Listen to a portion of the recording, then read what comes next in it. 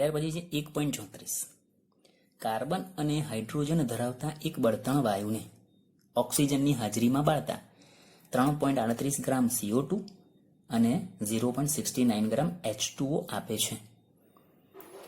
આ વાયુનું 10 લીટર કદ STP આ કદનો ઉલ્લેખ કર્યો છે, જે 11.6 ગ્રામ વજન દર્શાવે છે. તો આ વાયુનું પ્રમાણસૂચક સૂત્ર, મોલર દળ અને અણુસૂત્ર શોધવાના છે. તમે જે શીખ્યા છો મોલર દળ અને અણુસૂત્ર અથવા પ્રમાણસૂચક સૂત્ર પરથી અણુસૂત્ર એ જ છે, પરંતુ થોડું આગલું સ્ટેપ વધારે છે કે જેમાં તમને એક સંયોજન કે જે કાર્બન હાઇડ્રોજન ધરાવે છે તેની હવાની હાજરીમાં દહન કરવાથી તમને જે CO2 અને H2O મળ્યા એના પરથી આપણે કાર્બન હાઇડ્રોજનના ટકા પ્રથમ શોધવાના છે. તો અહીંયા પ્રથમ આપણે કાર્બન અને હાઇડ્રોજનના ટકાને શોધવા માટે આપણને જે વજન મળે છે એ CO2 નું દળ એ છે તમારું 3.38 ગ્રામ અને H2O નું દળ આ છે તમારું 0.69 ગ્રામ. ચાલો, આપણને એટલી ખબર છે કે ભાઈ CO2 છે એનો પરમાણુય દળાંક એ તમારો 44 ગ્રામ પ્રતિ મોલ છે. એટલે તમે અહીં સીધું લખશો CO2 નું વજન છે 44 ગ્રામ. એમાં કાર્બનનું વજન કેટલું? તો કે CO2 માં કાર્બનનું વજન 12 ગ્રામ થાય. એટલે 44 ગ્રામ CO2 માં કાર્બન 12 ગ્રામ છે. તો આપણને જે CO2 મળ્યા છે એનું દળ છે 3.38 ગ્રામ. માટે 3.38 ગ્રામ CO2 માં કાર્બનનું વજન કેટલું? તો તમે આના પરથી 3.38 ગુણ્યા 12 છેદમાં 44 કરશો તો તમને કાર્બનનું જે છે વજન એ મળશે 0.922 ગ્રામ. આ કાર્બનનું વજન મળ્યું. ચાલો, એ જ પ્રમાણે હવે H2O માટે લખીએ. H2O જેનો આણ્વીય દળ થશે 18 ગ્રામ. 18 ગ્રામ H2O માં હાઇડ્રોજનનું વજન કેટલા ગ્રામ છે? તો કે 2 ગ્રામ છે. તો તમને મળેલા H2O માં એટલે કે 0.69 ગ્રામ H2O માં હાઇડ્રોજનનું વજન કેટલા ગ્રામ થશે? 0.69 ગુણ્યા 2 ભાગ્યા 18 કરીએ તો તમને જવાબ મળે છે 0.0767 ગ્રામ. આ હાઇડ્રોજનનું વજન મળ્યું. તો આપણને જે કાર્બન હાઇડ્રોજન ધરાવતો જે પણ પદાર્થ છે એમાં કાર્બનનું વજન 9.922 ગ્રામ અને હાઇડ્રોજનનું વજન 0.0767 ગ્રામ છે. એટલે આના પરથી આપણે અહીં સીધું લખી શકીએ કે માટે તમને જે હવે સંયોજન મળ્યું એ સંયોજનનું દળ કેટલું થશે? તો કે સંયોજનમાં રહેલ કાર્બન અને હાઇડ્રોજનનું કુલ દળ તો એ છે તમારું 0.922 પ્લસ 0.0767 બરાબર 0.9987 ગ્રામ. આ તમારું કુલ વજન થઈ ગયું સંયોજન. તો તમારી પાસે હવે જે કુલ દળ મળ્યું એ કુલ દળ પરથી તમે હવે કાર્બન અને હાઇડ્રોજનના ટકા બહુ આરામથી શોધી શકશો અને એ તમને ગણતરી કરતા આવડે એવું પણ છે. તો આપણે હવે કાર્બન હાઇડ્રોજનના ટકા શોધી લઈએ પહેલા. તો અહીંયા આના પરથી આપણે હવે પહેલા કાર્બનના ટકા શોધીએ. તો આપણું કુલ દળ જે છે એ કુલ દળ તમારું છે 0.9987 ગ્રામ. એના ટકા થશે 100. તો આપણને ખરેખર એની અંદર કાર્બનનું દળ કેટલું મળ્યું છે? 0.922. એટલે આખું જે વજન છે એ 100% ગણીએ તો કાર્બનનું વજન તમારું 0.922 છે. એના કેટલા ટકા કાર્બનના થશે? 0.922 ગુણ્યા 100 છેદમાં 0.9987. તો અહીંયા તમને આના પરથી કાર્બનના ટકા મળે છે 92.32%. કાર્બનના ટકા થઈ ગયા. ચાલો, બીજું એ જ પ્રમાણે હાઇડ્રોજનના ટકા શોધીએ. તો હાઇડ્રોજનના ટકા માટે કુલ વજન આપણું છે 0.9987 ગ્રામ. એના 100% ગણીએ તો હાઇડ્રોજનનું તમારું જે વજન છે 0.0767 એ કેટલા ટકા?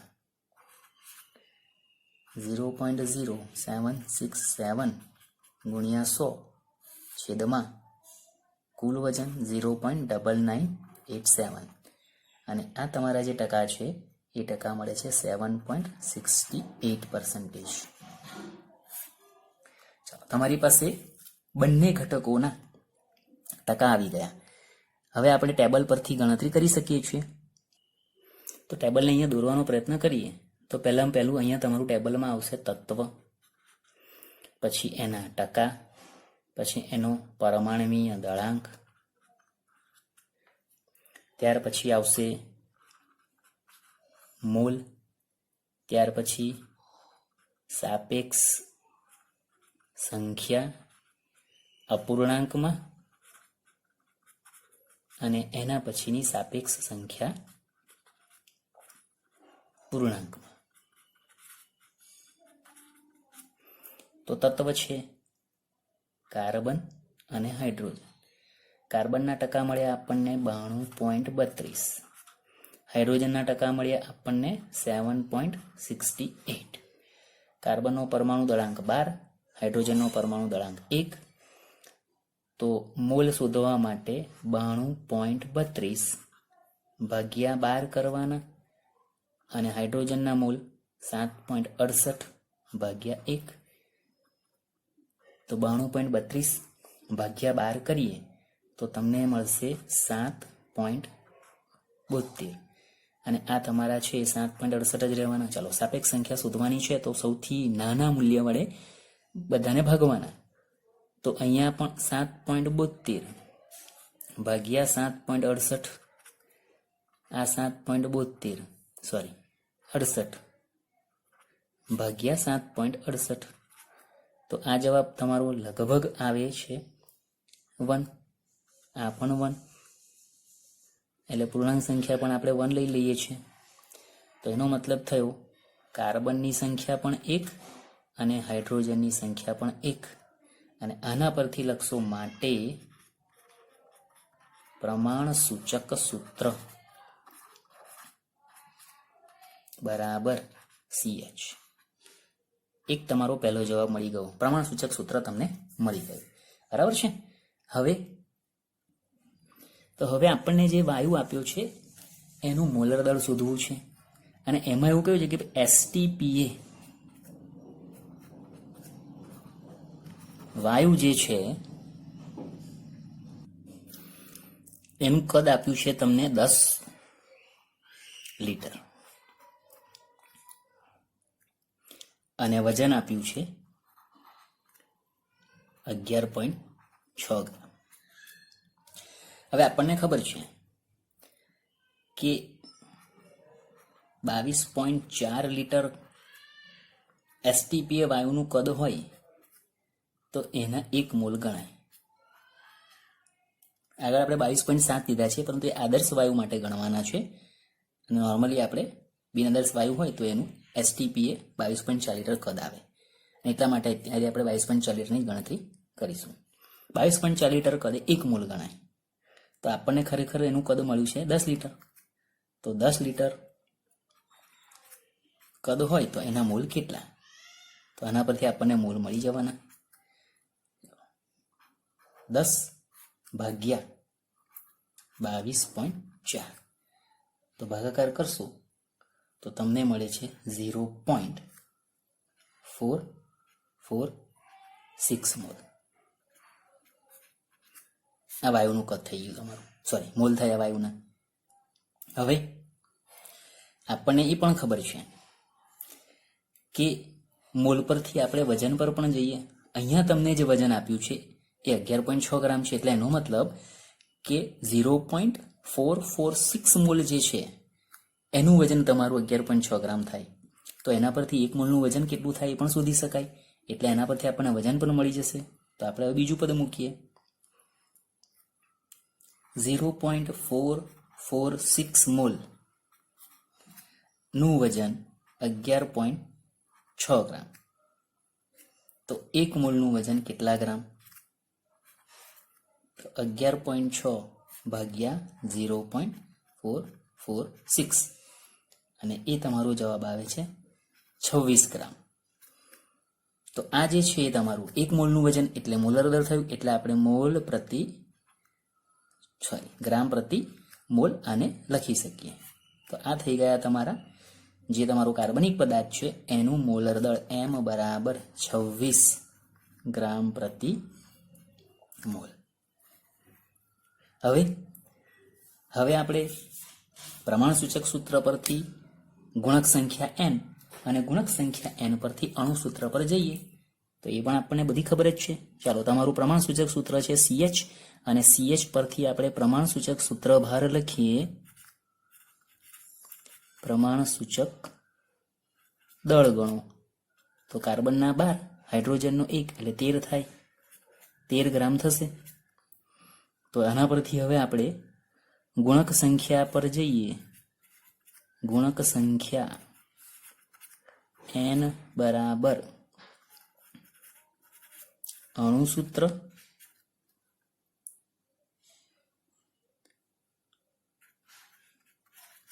છેદમાં પ્રમાણસૂચક સૂત્રભાર. અણુ સૂત્રભાર એટલે કે પરમાણ્વીય દળ છે આપણું 26 ગ્રામ અને પ્રમાણસૂચક સૂત્ર દળ છે 13, એટલે તમને ગુણક સંખ્યા 2 મળી. ચાલો, તો આના પરથી હવે અણુ સૂત્ર બરાબર n કૌંસમાં પ્રમાણસૂચક સૂત્ર.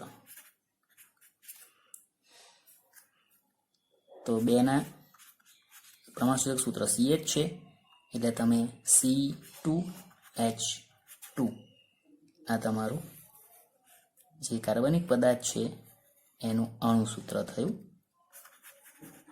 આ અણુ સૂત્ર ગણાશે. 1.35 CaCO3 કેલ્શિયમ કાર્બોનેટની HCl સાથેની પ્રક્રિયાથી તમને CaCl2 CO2 અને H2O મળે છે. તો આ જે પ્રક્રિયા છે એમાં 25 મિલી. 75 મોલર HCl સાથે સંપૂર્ણ પ્રક્રિયા કરવા CaCO3 નું કેટલું દળ જોઈશે, આ તમારો પ્રશ્ન છે.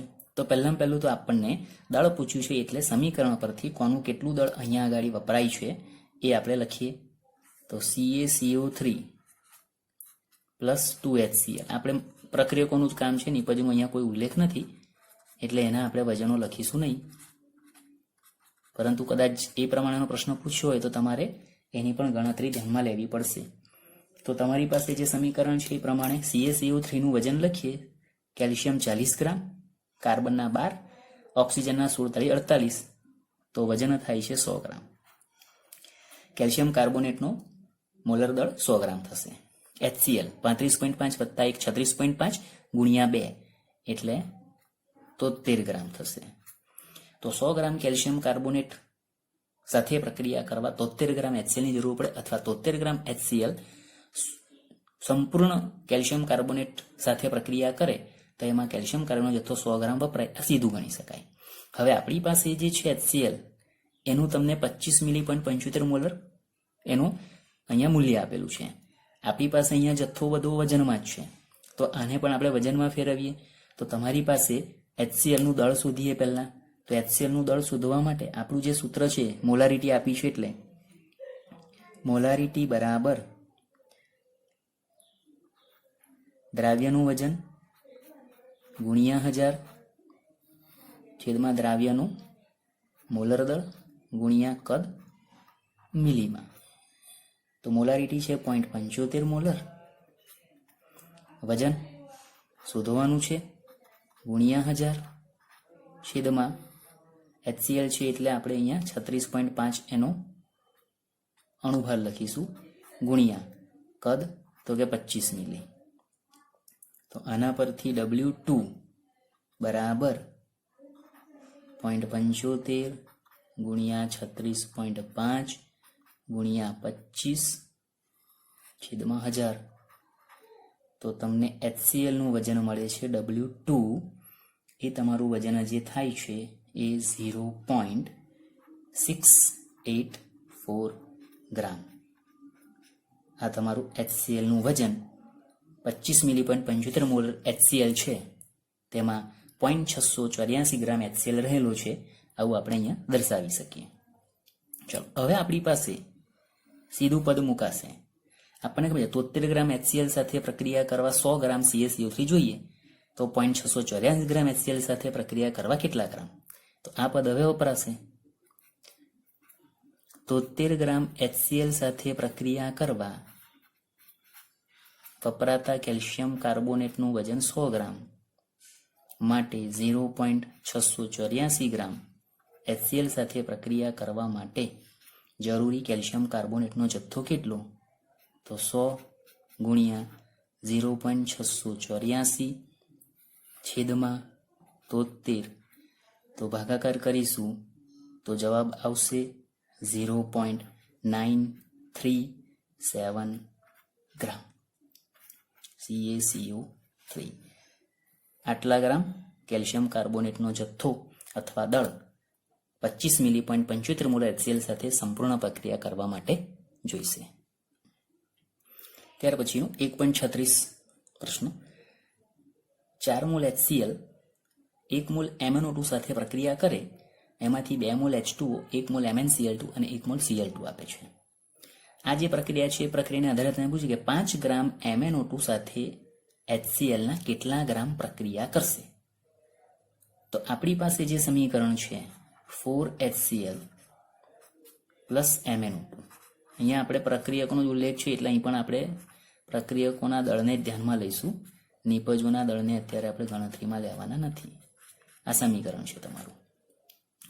HCl નું મોલર દળ છે 36.5, એને ગુણ્યા 4 કરીએ તો 146 ગ્રામ થશે. MnO2 એનું તમારું દળ થાય છે 87 ગ્રામ પરમાણુ દળાંક.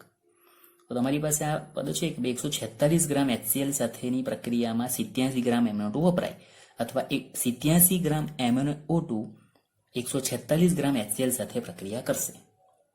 હવે આપણને અહીંયા MnO2 ના 5 ગ્રામ આપ્યા છે અને એની મદદથી HCl કેટલો વપરાશે એ પૂછ્યું છે. તો સીધું પદ છે 87 એ 146 ગ્રામ, આપણું પદ થાય 87 ગ્રામ MnO2 સાથેની પ્રક્રિયામાં વપરાતો HCl 146 ગ્રામ છે, માટે 5 ગ્રામ MnO2 સાથેની પ્રક્રિયામાં કેટલા ગ્રામ HCl વપરાશે?